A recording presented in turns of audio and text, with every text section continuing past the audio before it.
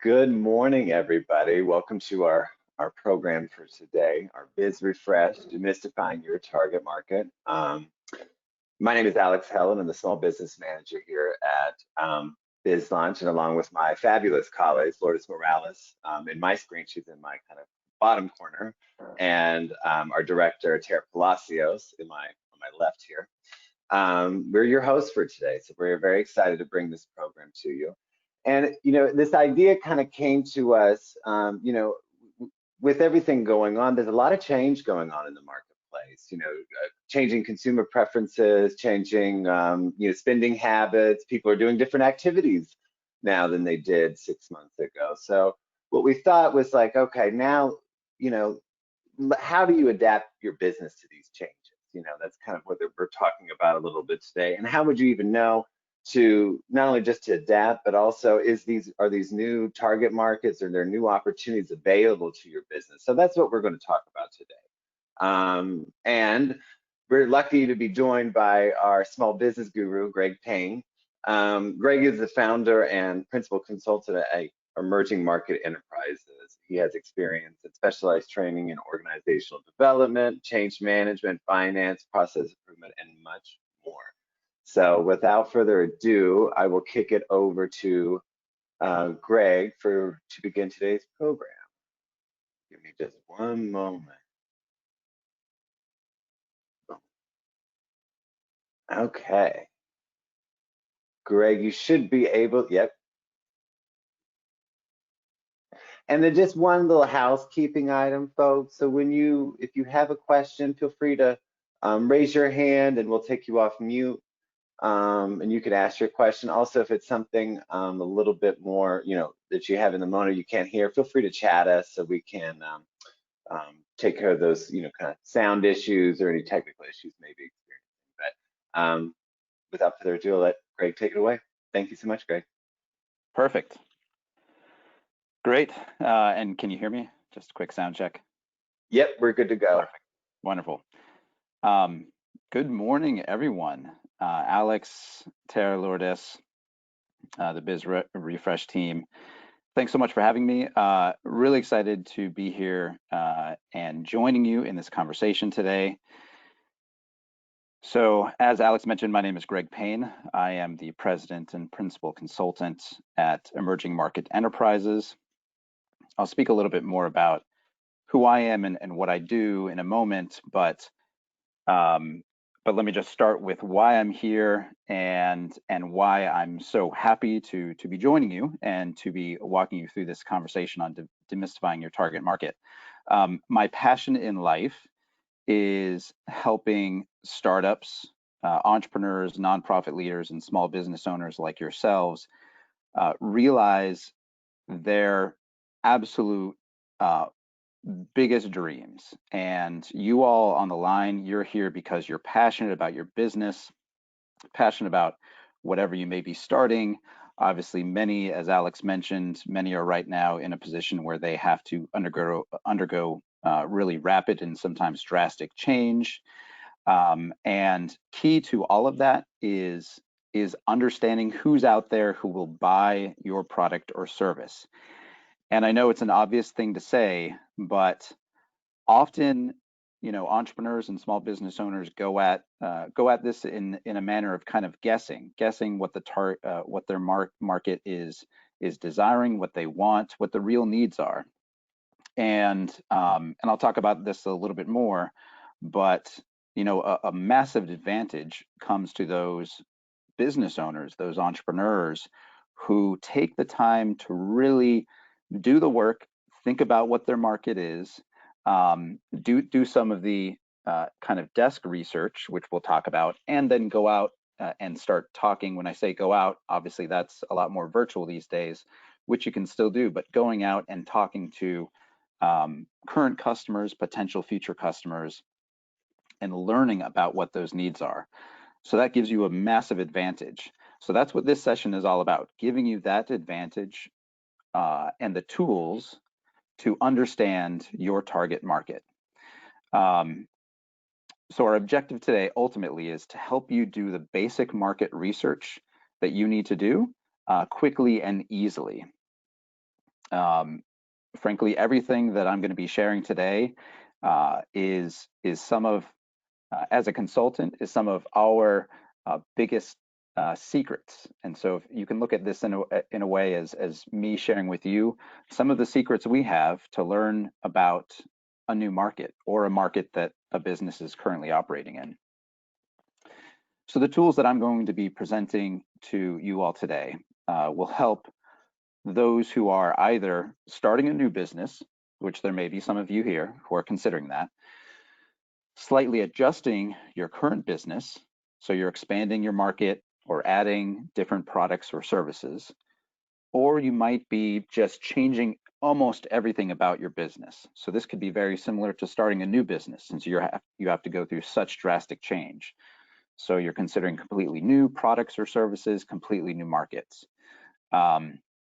So actually what I want to do now is Alex, if you wouldn't mind sharing that poll, I'd love for those who are on the line to answer 2 questions for me. And this will really help me understand who's out there, who's joining us. The first question is, tell me what type of business you are, or where you consider you're at with your business. And secondly, tell me what kind of experience you have in market research. So tell me if you're brand new to it, you have some experience, or you're very experienced.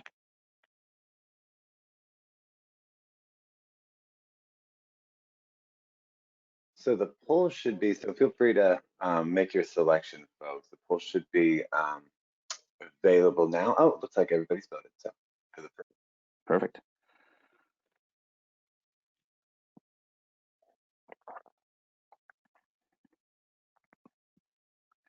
Okay, so is the poll up? Is that right?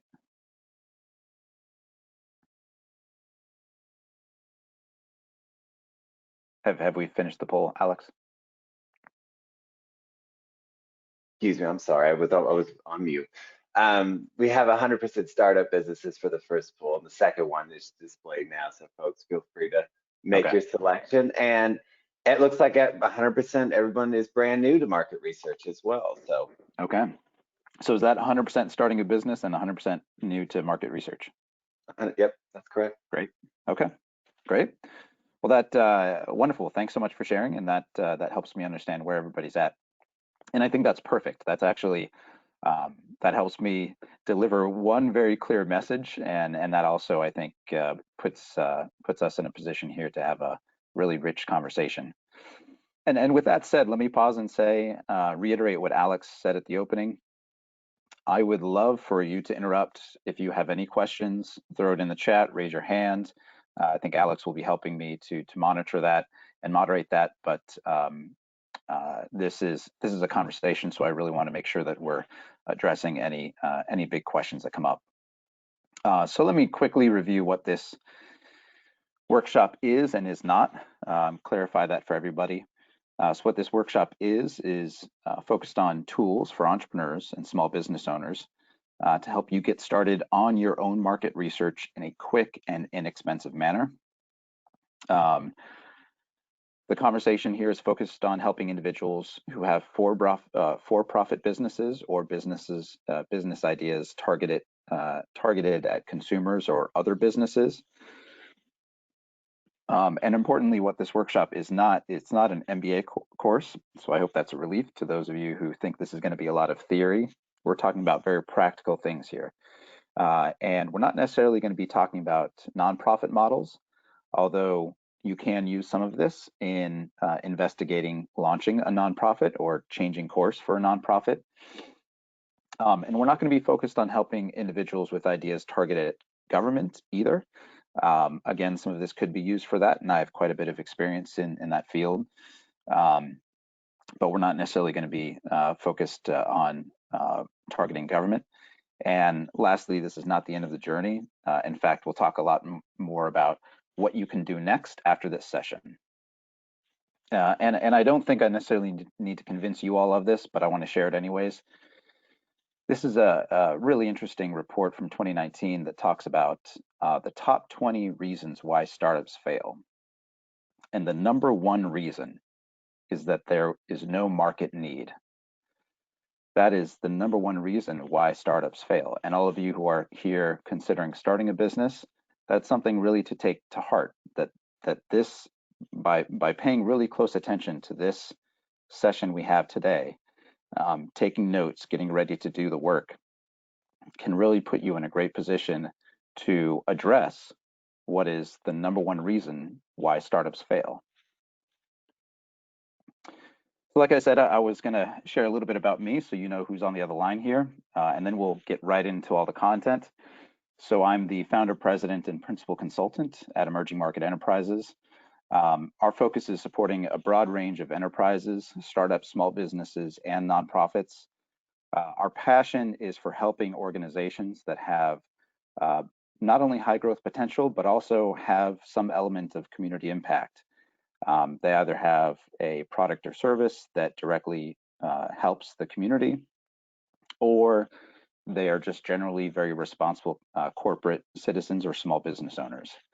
The kind of support we provide includes a number of different categories, specifically strategy and business planning, market evaluation and customer discovery, and then leadership coaching as well.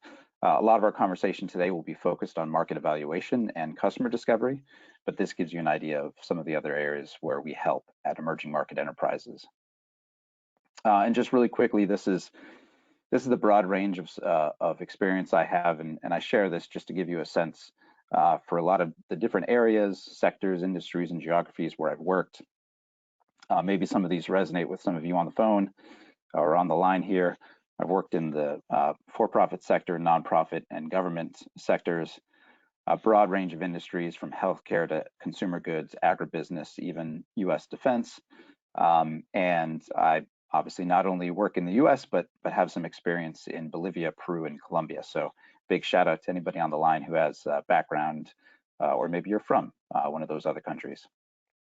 Okay, so we're about to dive into everything here. So if perhaps for the last few moments you haven't been paying deep, close attention to all of the everything I've shared, we're about to dive really into the meat of the presentation. And like I said, this is going to be practical, work you can do, and that you can do right after this call to progress your understanding of your target market, demystifying your target market. So we're going to look at some quick definitions, just to clarify a few things. We're going to look at 3 components of basic, some people call it secondary market research, which is defining your business, identifying the customer and estimating market size, and then framing the competition. That's going to be a lot of information, so we're going to pause for some question and answer. But again, I want you to interrupt me anytime you have a question. And then finally, we're going to talk a little bit about going beyond basic market research. Excuse me. These are going to be some methods to gather additional customer insights through what is often referred to as primary research. And I'll talk a little bit more about what that means when we get to that section. So first of all, quick definitions before we get started. When you think market research, what comes to mind? And I'm not sure if we have a chat function, but if we do, you know what? Just go ahead and reflect to yourself what you think about market research, and we'll see how close you come to our definition on the screen.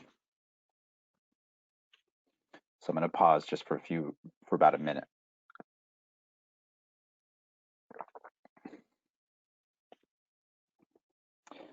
Okay, now let's see. I'm going to bring the official definition on the screen here, and let's see how close. Greg, yeah, Greg, we actually had someone chat in what he thought. I'll go ahead and read it to you. Sure. It's okay. One of our attendees said, learning how big the market is and who the competitors are is how. Perfect.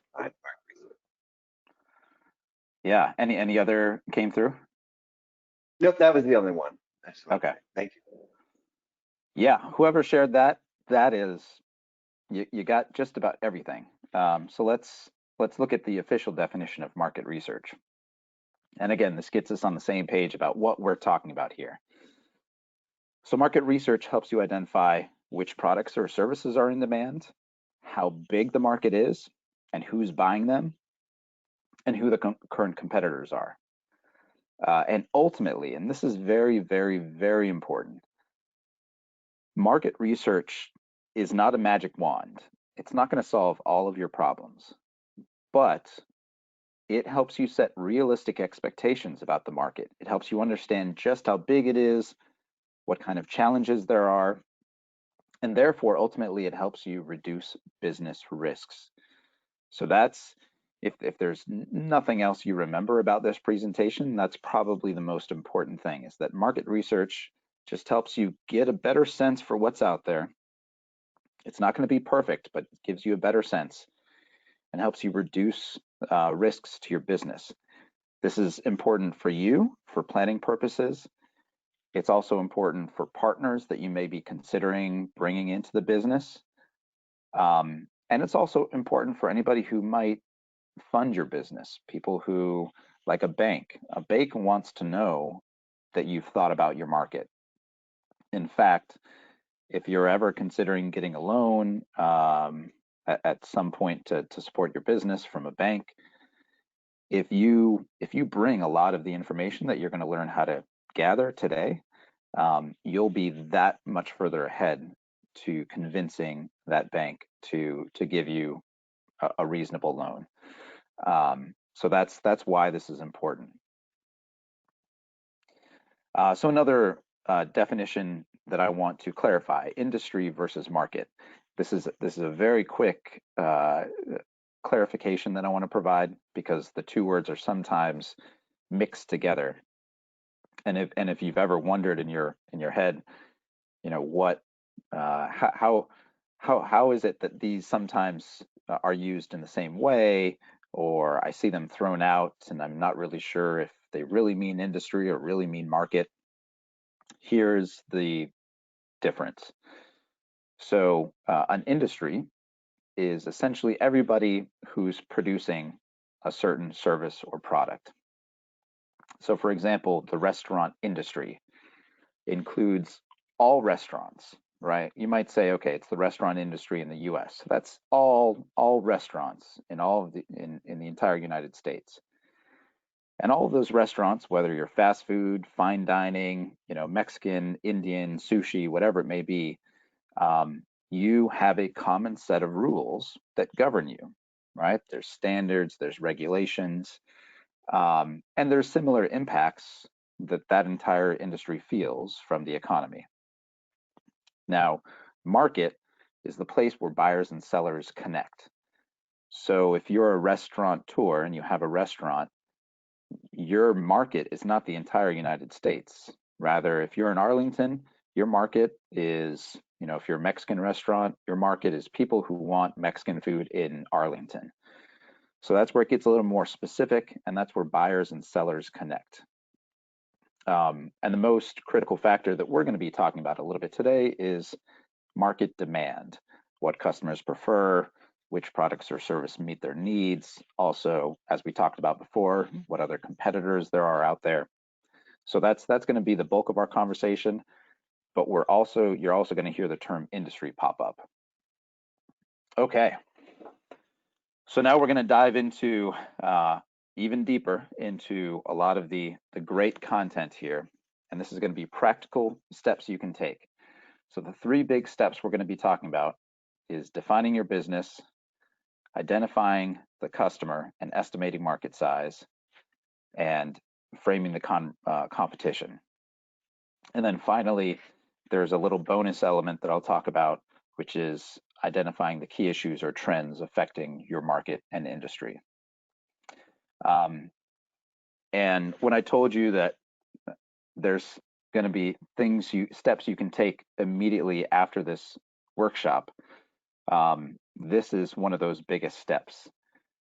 So I welcome you all, and we'll share all of these links and all of these slides so that you have this link. But this is a link for you to download a worksheet that's free.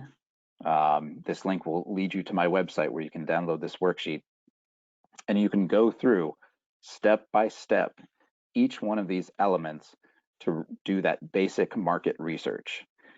And I can't stress enough that this is important work to do, that I've made it easy for you to do. And along with the guidance that I provide in this workshop, and once again, you'll have the slides afterwards so you can go through step by step, makes it really quick and simple to do, and incredibly useful. And not only that, but I'll tease this and tell you more about it at the end. Everybody who downloads the worksheet will have an opportunity to set up a 30-minute free strategy session with me. So I'm going to be happy to provide some of my time to walk through any questions you have one-on-one, and we can talk through this worksheet or any other things that are on your mind about starting your business. So once again, your market research worksheet is available, free, provides you step-by-step instructions that we're going to work through here, and also gives you access to a free 30-minute strategy session with myself. All right, and in fact, as we're going through everything that you'll see in the worksheet, we're going to be filling this out as though we're a catering business. So catering happens to be one of the most commonly started new businesses in the DC area. So I thought it was a really great way to sort of hit perhaps a lot of concerns that folks have who are joining us today. And we're going to see just how easy and quick this can be and how useful it can be. Ultimately, and I can't stress this enough, your first draft of doing this market research should only take about 1 hour. You know, one of the things that often intimidate, you know, entrepreneurs or really anybody who's starting something new is, oh, how much time is this going to take? Am I going to have to set aside a weekend? Absolutely not. 1 hour. 1 hour. Walk through this worksheet, and I'll show you just how easy it can be. Okay, so the first step in this process is defining your business. So this is, and the first part of defining your business is articulating whatever your product or service idea is. And as you see at the top, you'll see the how we're tracking along each of these steps. These are the sections in the worksheet that that you'll need to fill out in that hour that you give yourself. So you can see that we're going to be walking through each one of those pieces. So the first step, once again, is articulating your product or service idea. This is where you, frankly, put into a few words what your product or service is or will be. You want to say in a few words who your customers are. You want to be as specific as possible. You want to try to say where they may be geographically located. And it's also okay in a first draft to have multiple customer groups that you think you serve. And also in this very first step, we want to try to say how our customers' lives will be different because of the product or service. Now, this is probably one of the areas that almost immediately cause folks to pump the brakes because they're not quite sure, you know, or they can't really think about exactly what the problem is that the customer has, or perhaps they don't have the words to put down, and that's okay. This shouldn't derail your process. More importantly, just note that, well, maybe I need to learn more about this aspect. I need to learn exactly what it is, what that specific problem is that my product or service is solving. And well, you may ask, well, okay, well, give me an example. Well, here it is. So like I said, we're going to walk through this as though we're filling this out for a catering business. And this is an example of what an okay way to fill this out is. So we say, okay, we offer catering to people in Washington, D.C. so that they have food at their events. That's okay. That's reasonable enough. But here's a great example. So we plan to offer delicious and affordable Caribbean and South American style catering to primarily younger couples getting married in the Washington, D.C. area who don't have a lot to spend on catering, so that they feel joyful and not stressed about hosting as many friends and family as possible at their wedding receptions, and feel proud of offering good, nutritious, and heartwarming meals to their guests. So I think you see the difference between this example and this example here. What we've done is we've gotten more specific about what our product or service is. We've gotten more specific about who we're offering this to, and we're kind of imagining maybe an experience we've had or things that we've heard from people we talk to. And we've really started to make great progress on what problem it is that we're solving. We want them to feel joyful and not stressed, and we want them to be able to host as many friends and family as possible. So this is starting to kind of craft exactly how maybe even we position our product in the market. And it's okay to provide a lot of detail here that you're even just guessing at, because this is just a first draft, and you're just sort of getting things on paper, which is important. So the second aspect of defining your business is naming the 3 characteristics of your product or service that make it unique, make it special.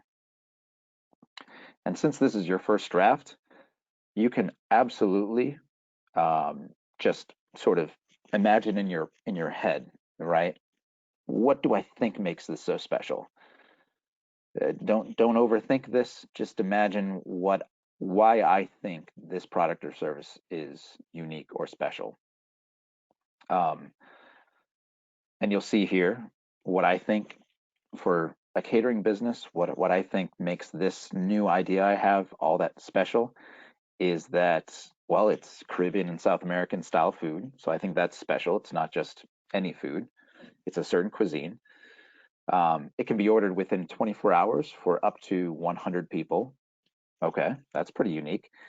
And you know what? My buddy who's joins the business, he's famous. He's really well known in South America. So I think that's going to make us super special. Even if you're not sure about what's going to make your product or service special, think about, everybody sort of has a vision in their head for exactly how their business might look, and go ahead and put that down to define which characteristics that you think are going to be unique about your product or service. Okay, so the last piece of defining your business, and you see we're almost done now with the first big chunk, and that took just a few minutes.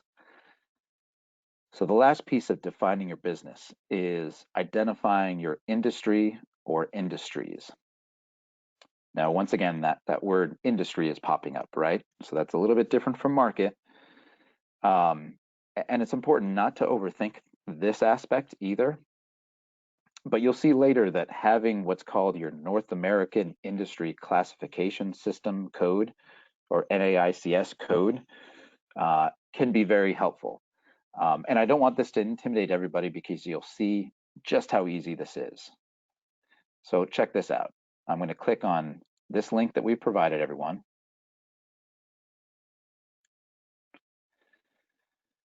And we're going to come to this page for the North American Industry Classification System, which is hosted in this case on the Census Bureau website. And we're just going to put in catering. And right there, we have our 6-digit NAICS code. And once again, you'll see why this is useful. I don't want to spend too much time on detailing why it's useful right now, but within just a few moments, we have our NAICS code. I will say, since I'm here, I will say that in case this might be, NAICS might be something that resonates with some people on the line. Sometimes governments may ask this when you're applying for grants or some sort of support. And in some cases, I know I said that we wouldn't be focusing on doing business with the government, but I should say in many cases, if you want to do business with the government, either local business, state, or excuse me, local government, state, or federal government, you need to know your NAICS code. So this puts you ahead of the game and takes care of something that and just gets it out of the way very early. Let me pause there. I know I'm going kind of quick. Alex, I don't know if there's any questions out there. Anybody raising their hand? I haven't seen you. If you do have questions, do feel free to raise your hand.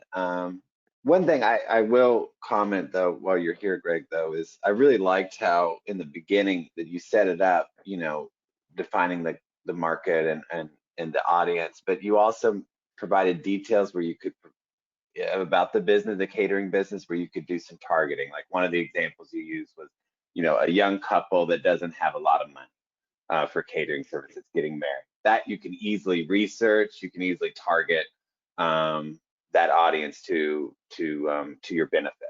So I really like how that. But folks, feel free to raise your hand if you have any questions during this time. Yeah. Chat them. Alex, I just see that Mitten has a question mark. Oh. Mitten? I thought he submitted. Okay. Did you have a question? Okay, yes. Okay. I guess not. Feel free to. Oh, okay, we're good. Thank you, Meaton. I appreciate that. Sure. Thank you. Yeah, Alex, thanks for making that comment. And I couldn't have asked for a better segue to this next step in the process. And what we're going to be talking about here in this step, right? Step 2, identifying the customer and estimating market size, is we're going to be going deeper into that very aspect. What you just mentioned is, okay, imagining what the experience of your customer is, or what your future customer is.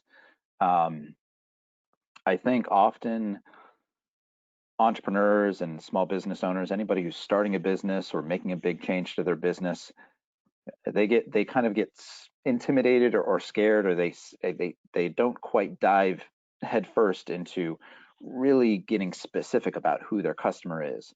And I can't say enough, I encourage you to, try to be as detailed as possible. Try to imagine what your customer's experience is, what those real pain points are. The more detailed you can be, even imagining certain details about your customer that you may not know yet, but you can validate later through research, just like you said, Alex, is really useful. I like to say sometimes to entrepreneurs and small business owners who are going through this process of starting a business or making a big change, is that if they try providing a product or service to everyone, it's going to be a product or service for no one. So that's something to keep in mind, right? The more detailed, the more specific you can be about who you're targeting, the better. Puts you far ahead of your competition in terms of being successful and being able to cater to their needs, to your customers' needs. So this second big bucket here, identifying the customer and estimating market size. There are 2 sub-steps that we're going to walk through. The first is telling your primary customer's story, some of what we've just been talking about. We want to focus on just one of the customer groups that we've been thinking about targeting. And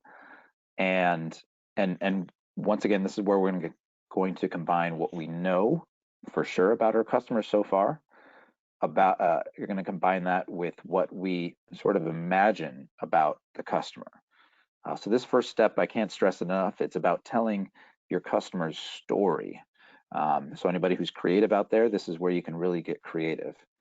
And this process helps you, what some say, walk a mile, walk in your customer's shoes, and also challenges you to understand just how well you already know your customer. So what that looks like. So we're going to be choosing one customer group. We're going to state who that primary customer is, try to be as specific as possible. we're going to go a little bit deeper into the problem that the product or our product or service is solving. And then we're going to spend a lot of time, and that's, or I should say a lot of space, not a lot of time, spend a lot of space identifying some characteristics or qualities about our primary customer. And this is where we can get creative to really think about who they may be. And so this is an example with our catering business. So our primary customer, we really thought more deeply about who they are.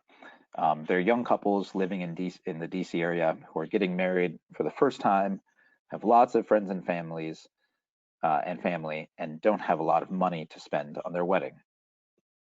So these couples are stressed out about paying for their wedding and providing for a wonderful and memorable experience for all of their guests. They're frustrated by all of the many catering options to sort through, and they're worried that they'll have to take out a loan or maybe even not invite some of their loved ones to the wedding. And so then this last section, like I said, we're getting creative. We're trying to think about who they are, what their experience is. So these couples are young. Many of them are first or second generation immigrants, and they prioritize family and friends above all else. Family units are large, and second or third cousins are considered close family members. These couples are working in service industry themselves, either as drivers, caregivers, grocery workers. So these are a lot of characteristics that we've sort of started to illustrate who that person is. And we can really sort of almost imagine them sitting down to coffee in front of us, right? And we can really imagine sort of what their experiences are. We can think about what kind of channels we could eventually use to market to them. So this is a very important exercise to tell that customer's story in just a few minutes. Once again, we're giving ourselves an hour total for this entire process.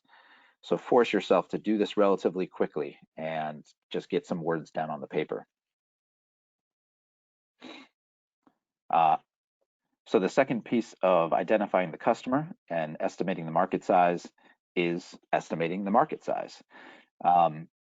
This is one of the pieces that, again, intimidate some folks. I think it's fun because it's, we're just taking a guess at how big the market may be, how small it might be, and how big it might get. So we're thinking about defining a range here.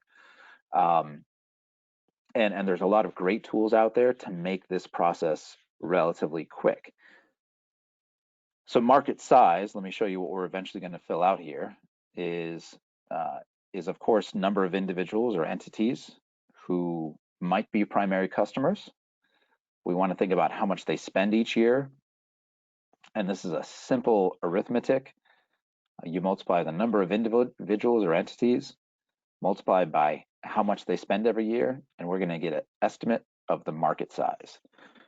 Now you might say, well, if I have a brand new business I'm considering launching, brand new product or service, I mean, I don't know. I have no idea. I know some people might want to buy this, but where do I start to at least put numbers down?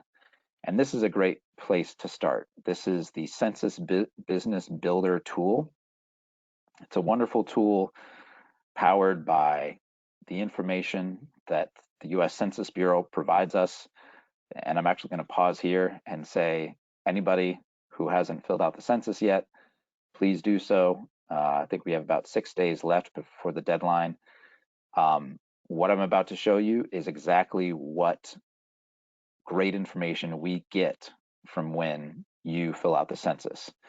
So this is information that helps not only get counted and the many other very important things, federal funding, but it also helps you understand just what's going on in your community so that you as a small business owner can be a more successful small business owner. So can't stress enough, take some time to fill out the census if you haven't done so already. Nobody paid me to say that. That's just very important. And that's why I'm saying it. But let me show you how easy this is. So we just clicked on that link. We selected, let me show you again. we selected the small business edition, right down here. Pretty obvious which one to choose. We're a small business. We want to learn more about data that will help small businesses. And remember, I mentioned that NAICS code might come in handy. Well, this is where it's going to come in handy. You start down here. We're going to type in, let me remind myself which NAICS code that was, 722320. We're going to go back, 722320. It tells us right away, oh, okay, you must be looking for that NAICS code. I want to find more information about this industry in Arlington County, and please give me a report. So this is fantastic. Can't stress enough how quick this information comes out. If your internet's working well. So how quick this information comes out, and you're going to see a little bit about your customers and businesses like yours, and also spending. So this is exactly what you need to estimate the size of a market. I'm just going to quickly scroll through what kind of information is here. You can see great demographic information about everybody in Arlington County, total population of about 230,000. Not sure if Alex or anybody else on the BizLaunch team can verify how accurate that is. I think that's about right. And you see a distribution of ages, what the identification of race is, self-identification of race, I should say. We see a little bit about median household income, even level of education attained. We have. And Greg, I can say, not to interrupt, but I can say Sure. These numbers are pretty accurate. Yeah, okay. They're pretty accurate based on, what we have in economic development. Perfect. And thank you so much for jumping in. That's wonderful to hear. And that reflects, I'm going to go back to earlier, that reflects people actually responding to the census. And so that's great news that it reflects well, because it's important to have good data to make good decisions on, and you all on the line are making important decisions about your small business. I wanted to highlight quickly, we have even an understanding of percent foreign born according to self-reporting. So this is really wonderful information.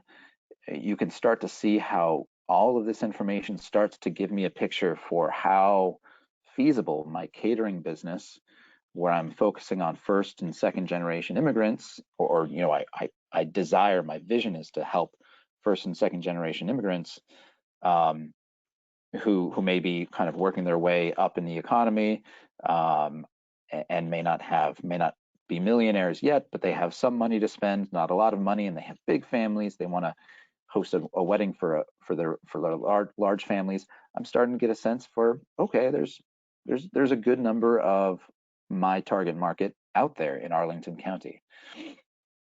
So what this information does is helps us just put some numbers, and I can't stress this enough, just put some numbers that you think are about right based on what you saw in the business builder, census business builder, and just what you know about, with talking to friends or reading news articles.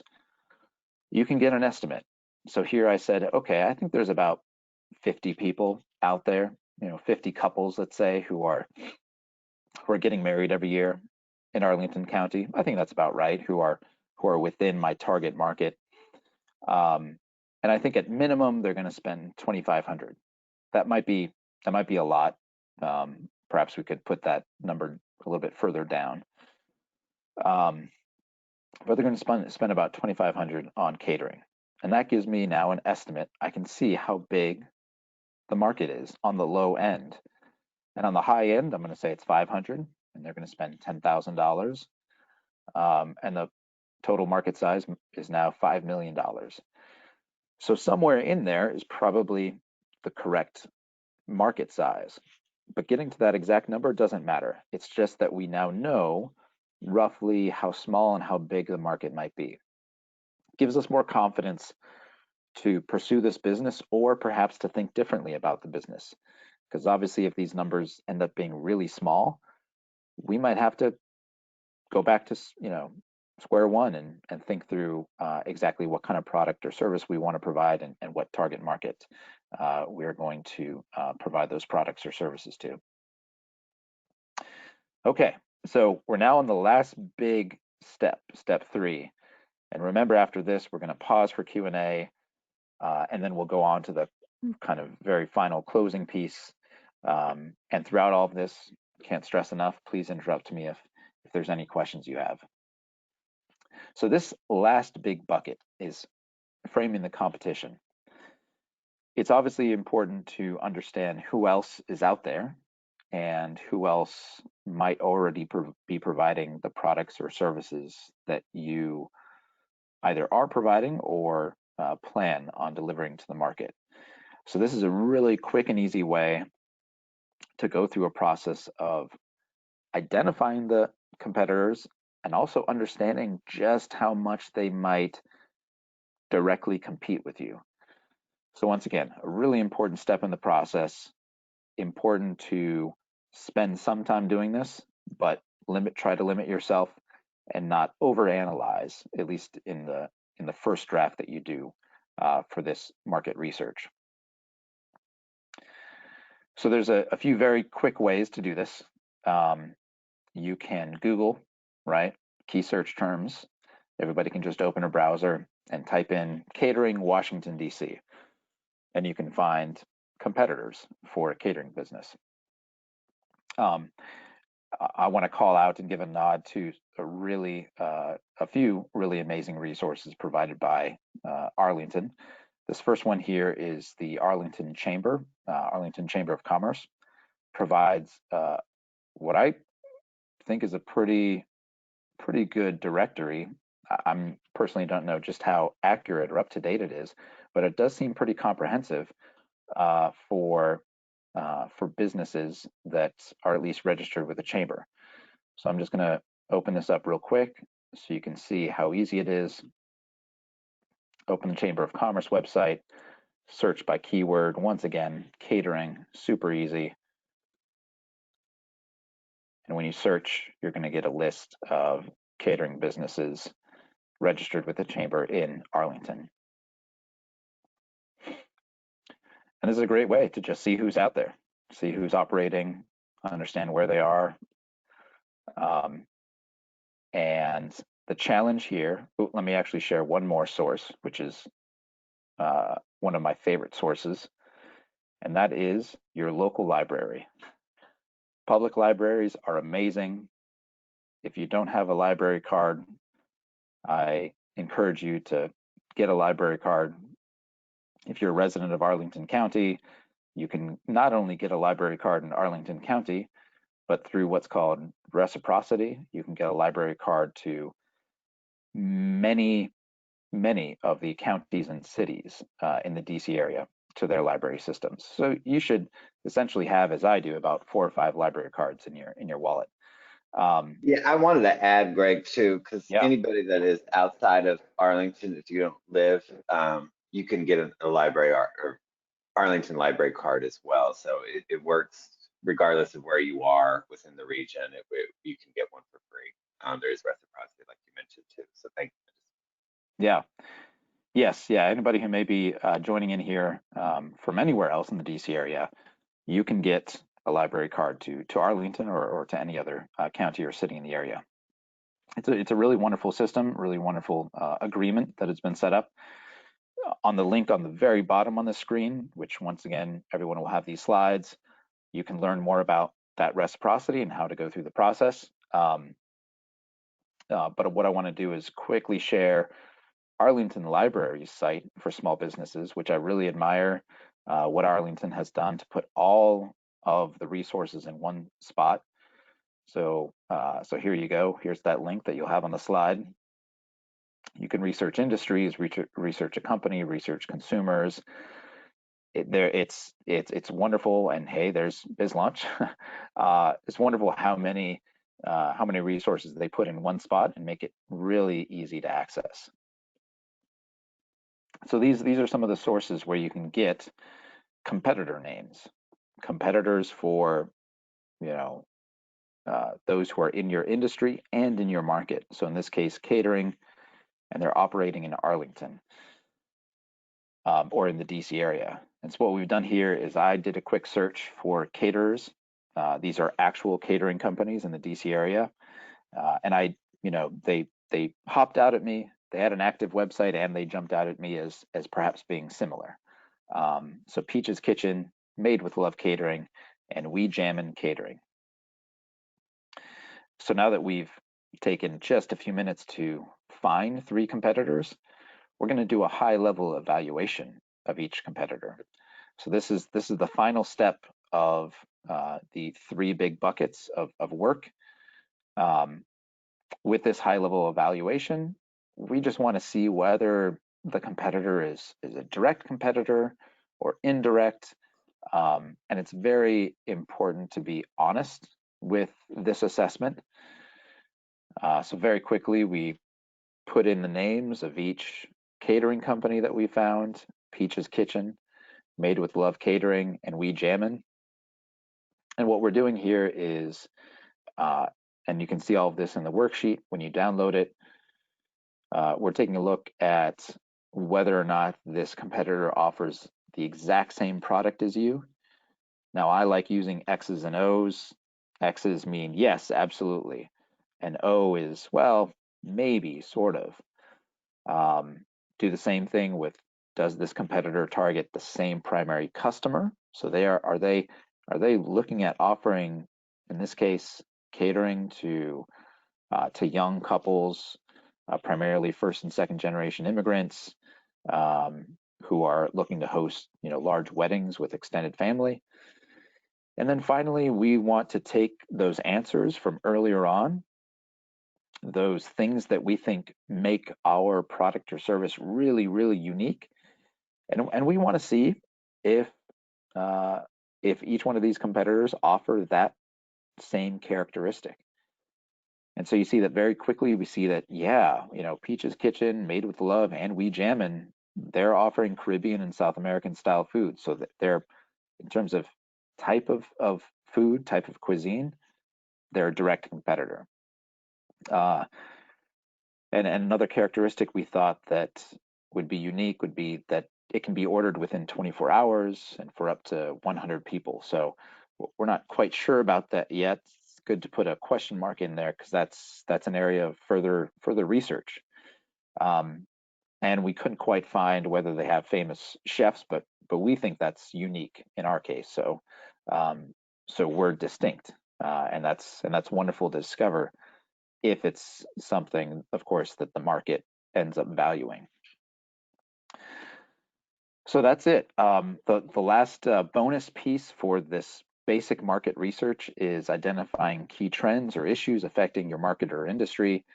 I'm not going to go into this in too much detail because it involves, a lot more reading long industry reports and doing an assessment of where the industry and market is.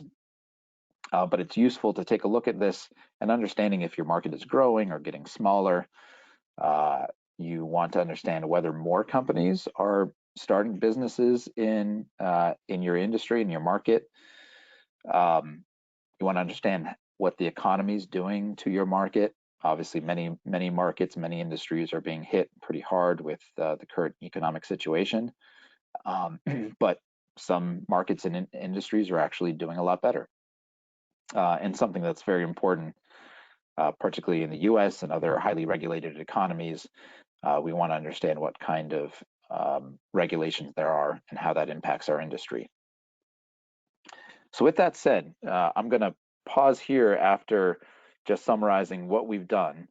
What we've done is in a very short order, we've filled out our market research worksheet, which is now going to be our map for how we can demystify our target market. This is so much kind of work that consultants typically do for you in very simple format and very quick. So this is just 3 pages that you can download. Once again, We'll share the link later. But in short order, in just 1 hour, we've specified the product or service. We know what problem it solves, and we think we know what makes our product or service unique. Secondly, we've reflected on who the customer is, how many of them there are, and gotten an estimate for how big the market may be, and even how small it might be. And finally, we've identified a handful of competitors, and we've started to get a sense for whether competitors are offering the exact same product and whether that product or service has the same characteristics that our product or service has that we think makes our product or service unique. So that's what we've done in less than an hour, and I know you all can do it in less than an hour. And as promised, I want to break, I want to pause, see if there's questions out there. And what I'll even do is I'm happy to go back to any slides, spend more time on any topics. Let me just pause there and see, Alex, if there's any hands raised or anything else. Oh, yes. Dr. Chapman had a question. So Dr. Chapman, I'm going to take you off mute and let you ask that real quick. And then next will be Cynthia. Dr. Chapman, you should be off mute here. All right, perfect. Thanks, Greg, for the presentation. I kind of feel like my life is changing right before my very eyes. So Well, here's my question. I hope in a good way. It is, in a very good way. The three forms that you're going to share with us, are they PDF or are they editable? And I'll mute myself while you answer. Yep, they are set up in PDF, so you can print them out, or you can also, most PDF readers these days, I think Adobe Acrobat just in its basic reader state allows you to do basic fill-in of PDFs, but you can also print it out and just fill it in by hand. Awesome. Now, Cynthia, you had a question as well, but then your hand went down. Did you still have a question? I can unmute you real quick if you'd like. Let's try it.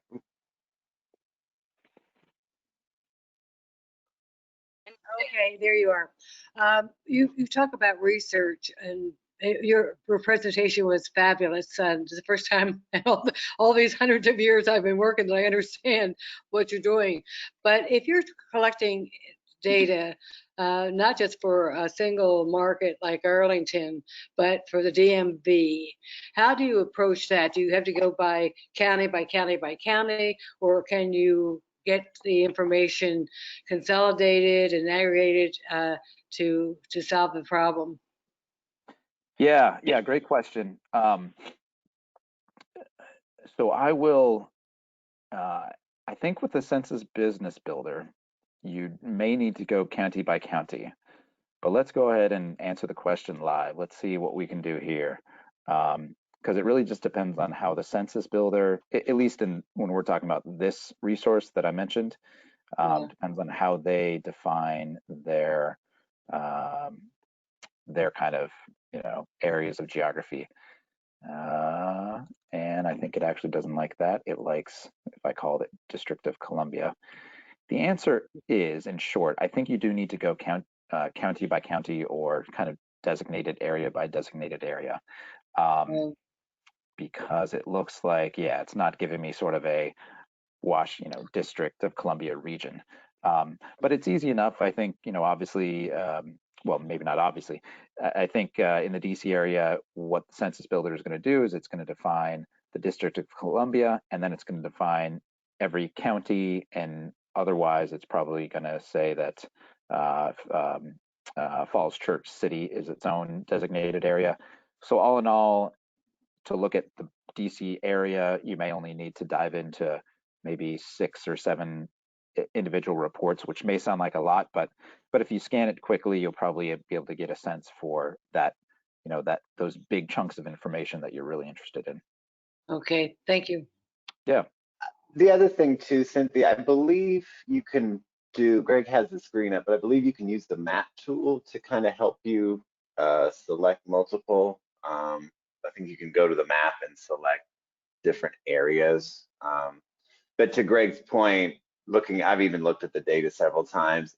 It's the region is kind of homogeneous. There's a lot of the very similar overlaps between the different counties and cities within the area. So, Oh, okay. Can you repeat that? So you're saying that this map gives you data by broad areas, is SME areas? Is that by what you area? can kind of customize it. You can customize it. I believe there's a way. We had the census come in and do a little presentation. I believe there's a way you can actually draw on here and select different regions and counties within those regions. Okay, I'll play with it. I forgot this to restore. So amazingly. Yeah, it's a pretty wonderful resource, and I went into map view here, and I'm clicking on a few different counties. As Alex said, there may be a way to draw and select several counties at once, but you can at least on a very kind of pretty rapidly click through and see the high level data on each county or designated area per the census definitions. All right, thank you. Yeah. And the other thing I wanted to mention too, while you're on this, we did every now and then we have the census come in and kind of showcase some different tools that they have. And not that long ago, they released 2 experimental data products. One was a small business pulse survey, and the other was the household pulse survey. And what these products do is they try to give a point estimate of households and small businesses and the challenges that they are facing. So during the coronavirus pandemic, so you can kind of look and see how things have changed, how it's more up to date data within the last 6 months that may be beneficial to certain viewers, certain businesses. So wanted to mention that as well. And if you're interested, I can send that presentation over to you after the. Okay, thanks. Yeah, that'd be great. Alex, did you say that was a census resource, or did that come from somewhere else? It's a census resource. It's called the Small Business Pulse Survey. It's the one for small businesses, and then the Household Survey, Pulse Survey. There's 2, and that one is focused on more households. Yeah. Family. So. Great. Awesome. Thanks for sharing that. Thank you. Okay. Did anybody else have any other questions?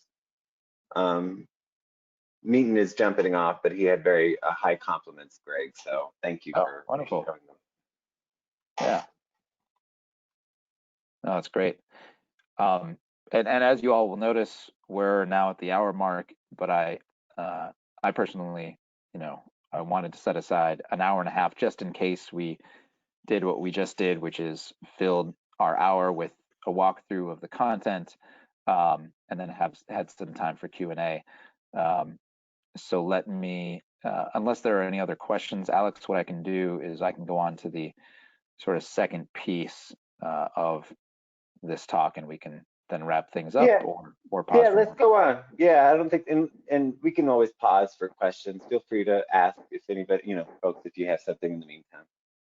Cool, great.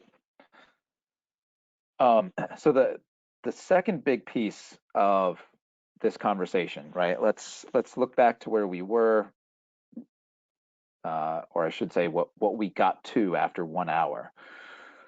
And this is, can't stress this enough, using this presentation as a guide and walking through the worksheet, you will get to a point where you at least feel comfortable about a few things. Number one, you've put down on paper what you already know about your product or service, about your customer, and about your competitors. That's very important to just put things down, right? Go through the process of transferring it from your head. Passionate small business owners and entrepreneurs, I'm one myself, and I've worked with a lot of them. It's very tempting to just sort of keep things in your head. Putting it down on paper is such an important process. So you've put things down that you've gone through the process of quickly learning about things that you previously didn't know, and now you know by doing some research, and you've also identified big gaps that you may have, right? Question marks, like, and you realize, oh, wow, I couldn't really write much about my customer's story when I tried writing my customer's story because, well, maybe I need to do more to really deeply learn about my customer, or I couldn't really name things. I had a hard time saying what was unique about my product or service. Maybe I need to reflect a little bit more about what my product or service is and what really makes it unique, and talk to potential customers about what they might find unique or what they might want. And this is what brings us to the next step in the process, which is taking what we've done in that quick 1 hour, walking through that worksheet, and now thinking, okay, I've got this map, this draft with my worksheet on my market research. Where do I need to go next? What information do I need to learn from customers, and how do I go about doing that? So we're going to quickly walk through a few things that I tend to actually do a lot more direct support to entrepreneurs on these 3 elements. And they can be complicated and unique to each entrepreneur's situation. So what we're going to do is sort of quickly walk through how interviewing, surveys, and prototyping can be really useful ways to start filling in those blanks, start filling in those question marks that you might have about the market, and I can't stress this enough, and going above and beyond what your competitors are doing to learn about the customer. I can assure you that if you talk to 20, 50 customers, 100 customers, either through interviews or getting feedback through surveys or testing a prototype, if you get input from 100 customers or potential customers, you have done way more work than most of your competitors will have done in terms of just asking and listening, doing a lot of listening and getting insights from customers. So these are key ways to do that listening, do that active listening, to put your small business or your startup that further ahead of your competitors. So here's a little bit more about these 3 methods, and there's a lot more out there in terms of how to gauge customer insights, but these I thought were 3 pretty general categories that can be relevant to a lot of people on the line here. So first of all, interviewing, which can be one-on-one or small group interviewing, sometimes called focus groups. This is great if you're just launching a business or a product or service, or if your product or service is particularly innovative. This is a great way to really dive deep into what customers or small groups of customers' thoughts or feelings are about either a product or service, or just dive deep into what their needs are. Surveys, many people are familiar with surveys. Many people have done surveys, filled in surveys, I should say, themselves. Surveys are really great ways to get lots of data quickly. It's particularly useful if your questions are pretty standard. In other words, you don't have too many open-ended questions. You're not going to be kind of diving into one person's thoughts on, the frustrations they go through when they're selecting a new caterer, for example. Rather, you have very clear questions, and they're pretty standard.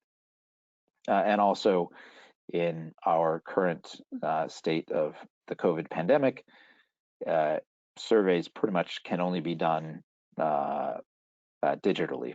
So it's critical that your customers or potential customers have internet access.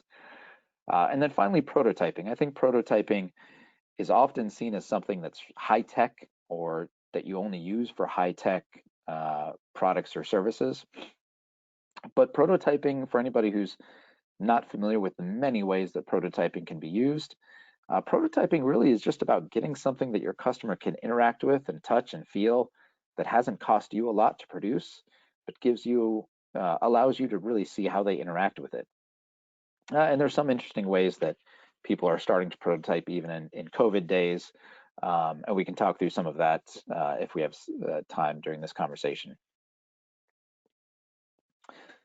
So I'll quickly review interviewing, how it's useful, what are some good tips for interviewing. Once again, it's best if you're launching, when you are launching your business or launching a product or service, or if you have a product or service that is particularly innovative, you want to be selective about interviewees who are most aligned with who your primary customer may be. You also want to choose people who will be honest and candid. And this is sometimes important for the environment in which you interview a person. Obviously, these days, we're not doing a lot of interviewing face-to-face, but you want to think about maybe the environment could be the time of day. So if you're doing a phone interview with a customer or you're doing a Zoom interview, think about when they're most comfortable, when they're going to have the opportunity to be most honest and candid with you. There are some unique ways to obviously gather interviewees in a group these days, right, through a Zoom group call. You might get a lot of insights quickly, but there might be risks, such as one person being sort of more outspoken than the others, and you may have a hard time getting insights from some people. I already mentioned some about context where you're interviewing the person. You want to make sure you have questions prepared ahead of time. I think it's always useful to have one person actually guiding the interview and somebody else taking notes on the interview. That's usually a best practice. You want to spend time getting your interviewees comfortable before you dive into the actual business idea. Asking open-ended questions is almost always the best way to use interviews. In other words, you want your interviewees to sort of take the interview in the direction that feels most natural to them. That's where you're going to get really unique insights. And can't stress this enough. Myself, I'm way back in the day, I did a lot of anthropology work and ethnographies, so doing direct research and doing a lot of interviews of lots of different folks in South America. And can't stress this enough, that the way, just your mindset, you need to be curious, you need to be observant, and really write absolutely everything down, every pause, every sort of direction that an interviewee takes a conversation. That's really unique, and that's going to give you incredible insights. Next, surveys. Once again, a lot of folks on the line here have done surveys or taken surveys, so I won't spend too much time on this. It's great if you need a lot of data quickly, if your set of questions are pretty standard, and if your customers have internet access. You want to really be thoughtful about what you really need to know in surveys. All of you may already know this, but our attention spans just in general are very narrow, just even before the pandemic, but particularly now. And so I think that the best surveys acknowledge the fact that folks may only have 1 to 5 minutes to fill out a survey max. So you really want to be thoughtful about the exact number of questions that are necessary and not go above and beyond that. You want to be thoughtful about the platform that you deliver a survey through, and of course give plenty of time to get the best response rate. You want to leave it open for enough time so that people actually have time to visit the survey and give you a great response. And then finally, prototyping. So this is the last big bucket that I said doesn't always have to be something that's technical or that reflects a technical product. There's a lot of things that can be prototyped. In fact, to the right here on your screen, you see a photo of some folks who were at a museum in San Francisco. Obviously, this is pre-COVID, but they were thinking through ways to best cater to a VIP community among their museum patrons, and so they sort of wanted to test what this community really what would appeal to them. And so they got a small group of them to come and interact with their cardboard cutout of what kind of the intake process would be, and the ticketing process for this museum. So it was very low tech, as you see. It's cardboard. You know, you can make it fun and just make it a very participatory event. And obviously, once again, that's something that's allowed pre-COVID. Nowadays, you know, there's a lot of ways you can just get people to interact with something digitally. Even you know, there's ways that folks have found ways to send prototypes to customers for them to interact with and actually give feedback. So once again, there's prototyping, I think, is sort of an advanced way to get feedback from customers. But there are a lot of ways to make it work, even in a COVID environment. And ideally, what a prototype gives you is a sense for what that customer's actual experience is with your product or service. So those are a few ways for you to go above and beyond just the basic market research. What I want to do, though, is I want to spend the last minute here, and then I'll stop talking and see if there's any additional questions, to just share next steps. I'd love it if everyone who's joining us today took a moment to visit this link right here, which will direct you to my website, where you can download the market research worksheet. Everyone who downloads it, and I'll be asking for your contact information there, but everybody who downloads it, you'll get free 30 minutes to chat with me, to walk through any questions you have, or frankly, talk through any challenges you're having with your business. And feel free to connect with me through any of these avenues. Shoot me an email, connect with me on LinkedIn. Love to hear from you. And with that, I'll pause there. I know we're a few minutes ahead of time, but I want to see if there's any questions, any comments, Alex, that came from the audience. Well, I had a question, and folks, again, go ahead and feel free to raise your hand or chat your question. But my thought, you know, you mentioned surveys. So as far as best practices go, what is a good sample size to get? And by sample size, by, you know, how many people should be you have to fill out the survey to, you know, really represent the population in your thoughts? What do you think? Yeah.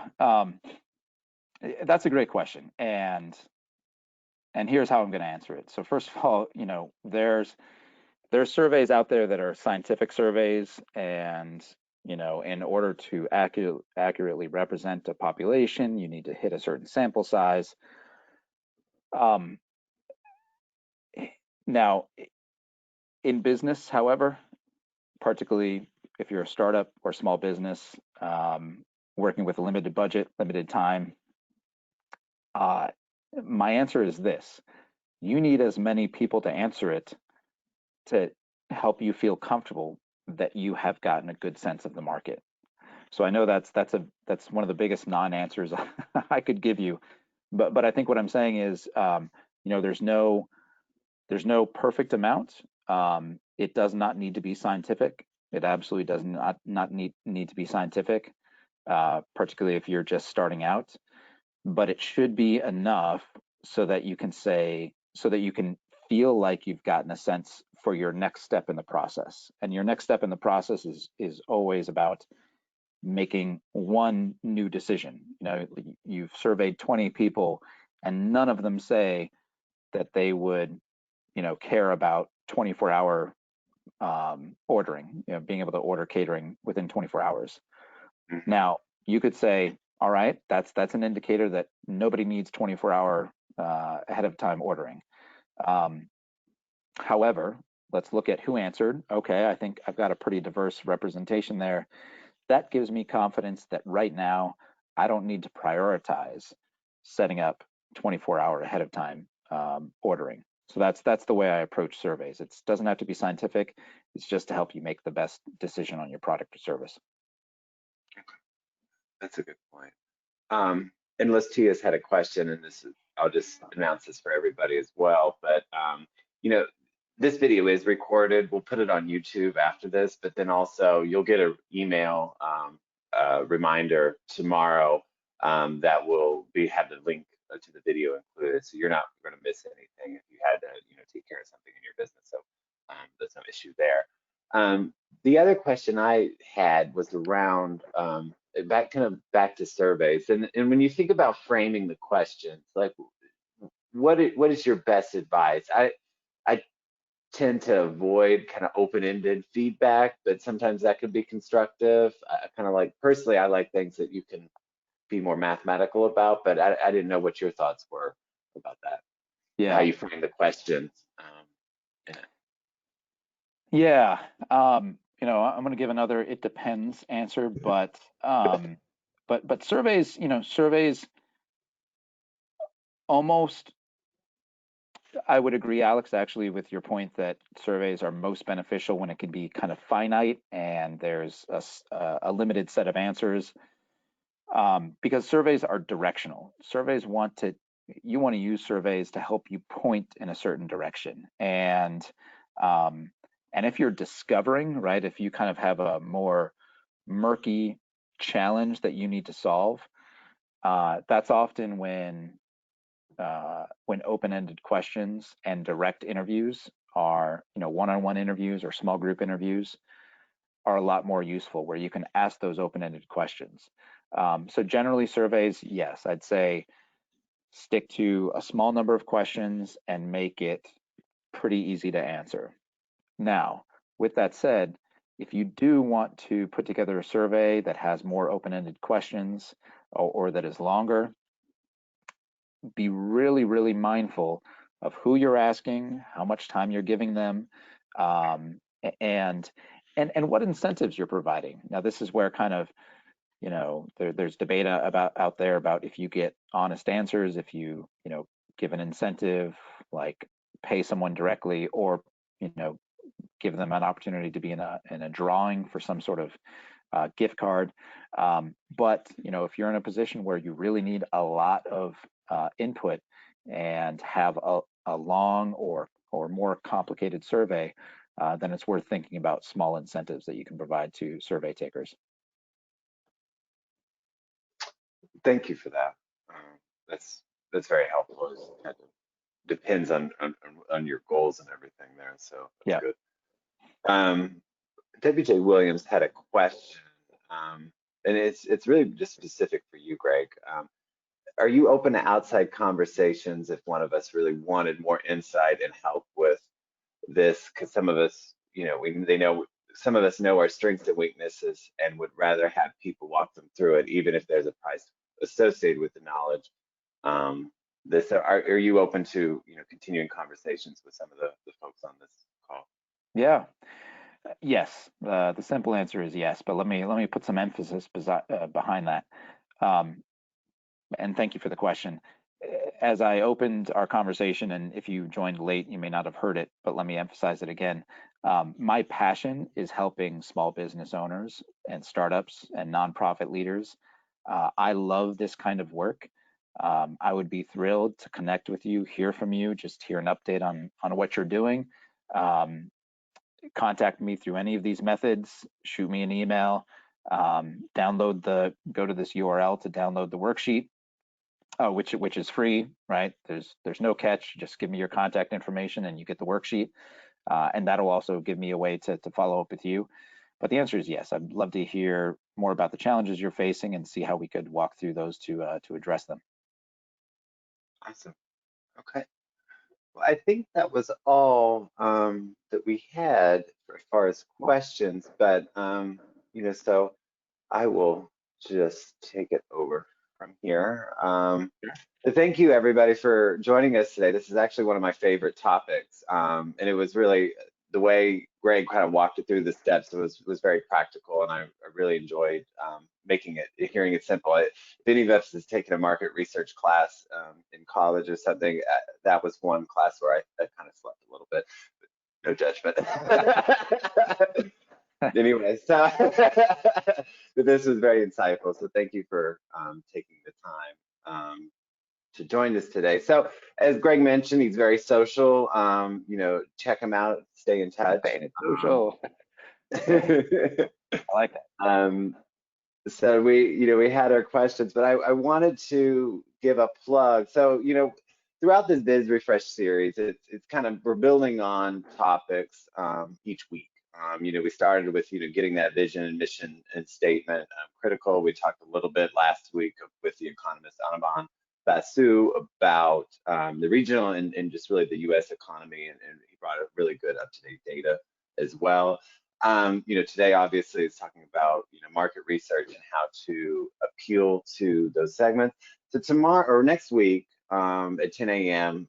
We're bringing in a marketing consultant to talk about, is your business on brand? Is your branding strategy matching your target market? Are you leveraging those psychographics? Is your storefront, does the color scheme match? Is your even digital presence kind of matching all this? So those are the conversations we're going to talk about next week. We hope you are able to join us, but also if those will be available in a recorded format as well. So without further ado, I just wanted to say thank you again to everybody who joined us today, and a huge thanks to Greg for donating your time. This is absolutely wonderful and a huge benefit for everybody. So I really appreciate that.